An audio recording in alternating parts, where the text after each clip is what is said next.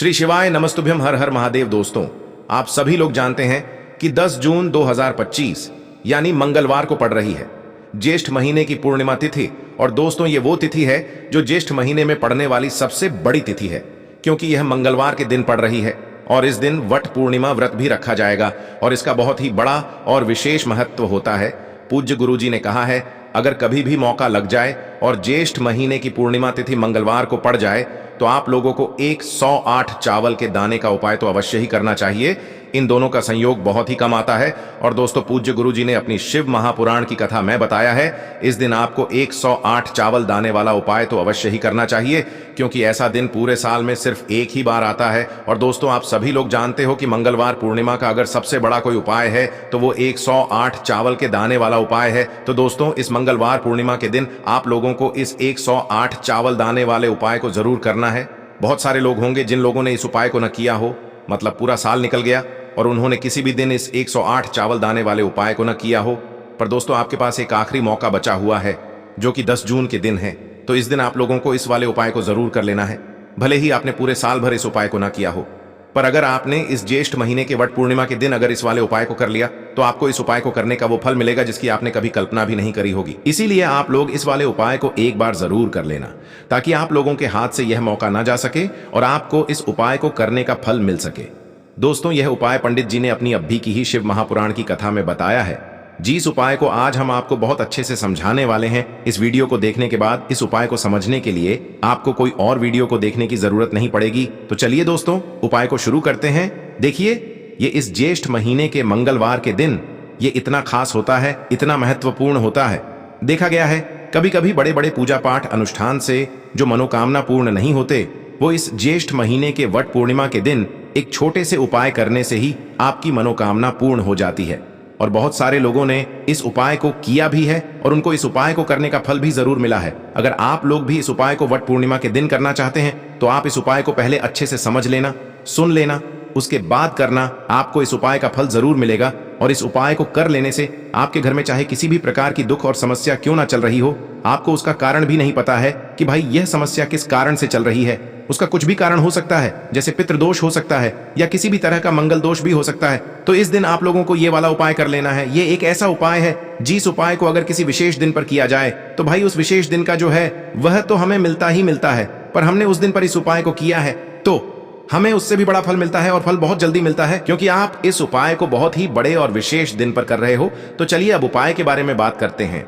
लेकिन उससे पहले आप लोगों को यह जानना आवश्यक है कि आखिर यह उपाय किस समय करना है, किसको करना है और कैसे करना है। तो चलिए हम आगे आपको वीडियो में एक एक करके बता देते हैं। लेकिन उससे पहले अगर आप लोग हमारे चैनल पर नए हैं तो हमारे चैनल को सब्सक्राइब कर लेना और इस वीडियो को लाइक करके कमेंट बॉक्स में श्री शिवाय नमस्तुभ्यम ओम नमः शिवाय जरूर टाइप कर देना। और अपने फायदे के लिए, गरीबी दूर करने के लिए इस वीडियो को पूरा देखकर जाना, तभी आपको लाभ की प्राप्ति होगी। यदि आज आपने वीडियो को बीच बीच में से देखा, काट काट कर देखा, तो आपको जीवन में कभी सफलता हासिल भी नहीं होगी। तो दोस्तों, इस 108 चावल के दाने वाले उपाय को हमें इस वट पूर्णिमा के दिन कैसे करना है, किसको करना है, किस समय करना है और कहां पर करना है, ये सारे सवालों के जवाब आपको इस वीडियो में मिल जाएंगे। और जो ये वीडियो देखेगा भाई, उसको 108 चावल के दाने वाला उपाय जरूर करना चाहिए, क्योंकि इस दिन एक चावल के दाने का भी बहुत ही बड़ा और विशेष महत्व होता है। और जब बात आ जाए 108 चावल के दाने की, तो ये सोने पे सुहागा वाली बात हो जाती है और ये एक बहुत ही बड़ा उपाय हो जाता है इस मंगलवार वट पूर्णिमा व्रत का। तो अब दोस्तों, इस 108 चावल के दाने वाले उपाय को आखिर करना किसको है, सबसे पहले हम लोग वो बात जान लेते हैं। तो देखो, घर की जो बड़ी माताएं बहनें होती हैं, उन माताओं बहनों में से कोई भी एक बड़ी माता बहन इस वाले उपाय को कर सकती है। और दोस्तों, अगर आप चाहें तो अपने घर में से सभी सदस्यों को भी इस उपाय को करवा सकते हैं। अगर किसी व्यक्ति की खुद की कोई मनोकामना है, खुद की कोई दुख और परेशानी है जो कि वह अपने लिए ही करना चाहता है, इस वाले उपाय को तो वह खुद अपने लिए भी कर सकता है। बाकी अगर कोई घर में से ऐसा है जो कि अपने पूरे घर परिवार की सुख और शांति के लिए ये वाला उपाय करना चाहता है, तो भाई वह भी कर सकता है। उसमें भी कोई दिक्कत वाली बात नहीं है। कहने का मतलब ये है कि इस उपाय को हर एक सदस्य भी कर सकता है और पूरे घर परिवार के सदस्य के लिए घर की बड़ी माताओं बहनों में से कोई एक माता बहन भी कर सकती है। माताएं बहनें अगर घर में उपस्थित न हो या वो यह वाला उपाय न कर पा रही हो, तो फिर घर का कोई बड़ा सदस्य भी इस 108 चावल के दाने वाले उपाय को कर सकता है, चाहे फिर वह पुरुष ही क्यों ना हो। उसमें कोई भी दिक्कत वाली बात नहीं है। अब दोस्तों, इस 108 चावल के दाने वाले उपाय को हमें करना कहां पर है? हमें इसे शिव जी के मंदिर में जाकर करना है। बहुत सारे लोग प्रश्न करते हैं, हर एक उपाय को करते समय क्या हम इस उपाय को घर पर कर सकते हैं? तो इस वाले उपाय को आप घर पर नहीं कर सकते हो। इस वाले उपाय को करने के लिए आपको शिव जी के मंदिर ही जाना पड़ेगा। उसके बाद में दोस्तों, जो अगला प्रश्न निकल कर आता है वो यह आता है इस उपाय को लेकर कि आखिर इस उपाय को हमें किस समय करना है, सुबह के समय करना है कि शाम के समय करना है? तो देखो, इस वाले उपाय को आप लोग सुबह के समय भी कर सकते हो और शाम के समय प्रदोष काल में भी कर सकते हो।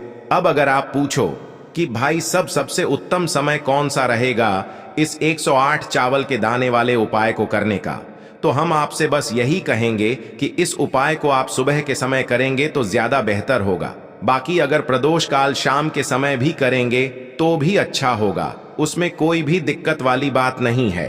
तो अब दोस्तों, जो अगली सबसे बड़ी और महत्वपूर्ण बात आती है वो यह आती है कि सुबह अगर हम उपाय को करेंगे तो हमें कितने बजे से लेकर कितने बजे तक के बीच में करना है, और शाम के समय प्रदोष काल में करेंगे तो हमें कितने बजे से लेकर कितने बजे के बीच में करना है। तो देखो, सुबह जितनी जल्दी हो सके आप उपाय को करने की कोशिश करना। बाकी अगर किसी कारणवश लेट भी हो जाओ, थोड़ी देर भी हो जाए, तो 10 या 11 बजे तक भी आप उपाय कर लेना, पर 12 बजे से ज्यादा देरी ना हो, ठीक है? इस बात का ध्यान रखना। उसके बाद में दोस्तों, अगर शाम के समय प्रदोष काल की बात करें, प्रदोष काल का जो समय होता है वो शाम के 6 बजे से शुरू हो जाता है। मतलब शाम के 6 बजे से लेकर 7 बजे के बीच का जो समय होता है, ये समय प्रदोष काल का समय होता है। पर अभी जो मौसम चल रहा है, इस मौसम में जो है शाम बहुत देरी से होती है, तो आप इस उपाय को 7 या 8 बजे के बीच में भी कर सकते हो। मतलब शाम के 6 बजे से रात 8 बजे के बीच में आप कभी भी इस वाले उपाय को कर सकते हो, उसमें कोई भी दिक्कत वाली बात नहीं है। अब दोस्तों, यहां पर इस उपाय को लेकर एक और सबसे बड़ी बात यह निकल कर आती है कि इस 108 चावल के दानों को हमें लेना कहां से होता है, और हमें इस उपाय को करने के साथ में क्या और कुछ भी सामग्री ऐसी होती है जो शिव जी के मंदिर लेकर जानी पड़ती है। तो देखो, यहां पर हम आपको बता दें, सबसे पहले आप लोग यह जान लो कि यह जो 108 चावल के दाने वाला उपाय है, सिर्फ और सिर्फ आप उपाय की सामग्री लेकर कभी भी शिव जी के मंदिर मत जाना, क्योंकि हमें भगवान के सामने यह नहीं दर्शाना है कि अगर हम भगवान शिव जी के मंदिर आए हैं तो अपने फायदे के लिए आए हैं। तो इसलिए जो भी पूजन सामग्री है, उपाय सामग्री है, 108 चावल के दाने, इसके साथ में आपको पूजन सामग्री भी जरूर लेकर जाना है। देखो, अगर सुबह के समय उपाय कर रहे हो तो सीधी सी बात है, 1 लोटा जल तो आप लेकर जाओगे ही जाओगे। वही 1 लोटा जल अगर मिट्टी का जल हो तो बहुत अच्छा रहेगा। मिट्टी का जल कैसे बनाया जाता है, इसके लिए हमने पहले से बहुत सारी वीडियोस बना दी है। आपके पास इस दिन एक आखिरी मौका रहेगा मिट्टी का जल शिव जी पर चढ़ाने का और उपाय को करने का। बहुत बड़ा आपको इस दिन फल मिलेगा। तो इसलिए इस दिन हो सके तो भाई मिट्टी का जल चढ़ाना, तो अपने साथ में कम से कम 1 लोटा जल तो आपको लेकर जाना ही जाना है। अगर मिट्टी का जल नहीं है तो घर का जल भी आप इस्तेमाल कर सकते हो। इसके अलावा जो भी पूजन सामग्री है, देखो 108 चावल के दाने ये अलग आपके रहेंगे और जो आपकी पूजन सामग्री रहेगी वो अलग रहेगी। पूजन सामग्री में आप जो भी चीज लेकर जाना चाहे वो लेकर जा सकते हैं, उसमें कोई भी दिक्कत वाली बात नहीं है। वहीं अगर हम बात करें शाम के समय की, तो शाम के समय शिव जी पर जल नहीं चढ़ता है, इसीलिए शाम के समय आप लोग एक दीपक तैयार कर लें जो कि गोल बत्ती का, आटे का, शुद्ध देसी गाय का घी का होगा, है ना? इस बात का आप लोगों को ध्यान रखना है और इस दीपक को आपको घर से जलाकर नहीं लेकर जाना है, भगवान शिव जी के मंदिर में जाकर ही जलाना है। इस बात का भी आप लोगों को ध्यान रखना है। अब दोस्तों, यहाँ पर हमें इस बात को समझना है कि यह 108 चावल के दाने हमें लेना कहाँ से है। क्या हमें दुकान से लेकर आना है या हमें अपने घर से लेना है या कहाँ से लेकर आना है और कौन से चावल लेना है, क्योंकि चावल भी बहुत प्रकार के होते हैं।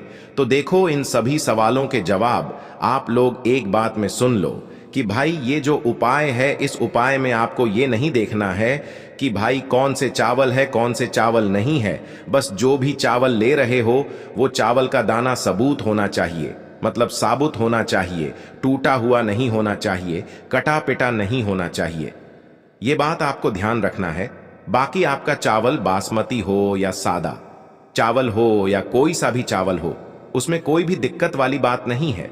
तो सीधी सी बात है कि आपके घर के रसोई घर में जहां पर आप भोजन बनाते हो, वहां पर जो भी चावल आपके उपस्थित हो, उन चावलों में से अपनी एक कटोरी भर लेना या एक मुट्ठी चावल अलग से निकाल कर रख लेना। क्योंकि हम 108 चावल ही यहां पर इस उपाय में लेने वाले हैं, तो हमें यह चावल के दाने गिनकर निकालने पड़ डढ़ेंगे। इस बात का आप लोगों को ध्यान रखना है। तो अपने उस चावल की कटोरी में से या चावल में से 108 ऐसे चावल के दाने आप लोग निकाल लो जो कि टूटे हुए ना हो, कटे पिटे ना हो, जिनमें कोई दाग न लगा हुआ हो, है ना। अच्छे साबुत चावल के दाने 108 दाने आप लोग निकाल कर रख लो और इन्हें किसी भी एक कागज की पूड़िया में या किसी एक छोटी सी कटोरी में आप लोग रख लो ताकि यह सुरक्षित रहे, आपके एक भी चावल का दाना इधर उधर ना हो और आपका उपाय भी पूरा अच्छे से हो जाए।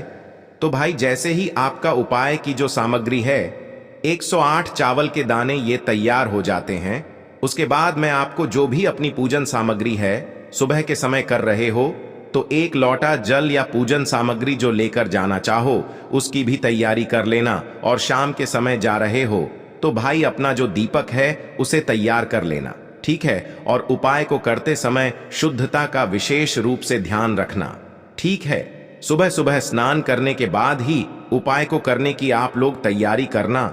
उसके बाद अगर शाम के समय की बात करें तो शाम के समय आपको स्नान करने की जरूरत नहीं है, पर शुद्धता का ध्यान रखना है। आपको स्नान तो नहीं करेंगे, आप हाथ मुंह धोकर भी इस वाले उपाय को शाम के समय प्रदोष काल में कर सकते हैं। इसमें कोई दिक्कत वाली बात नहीं है।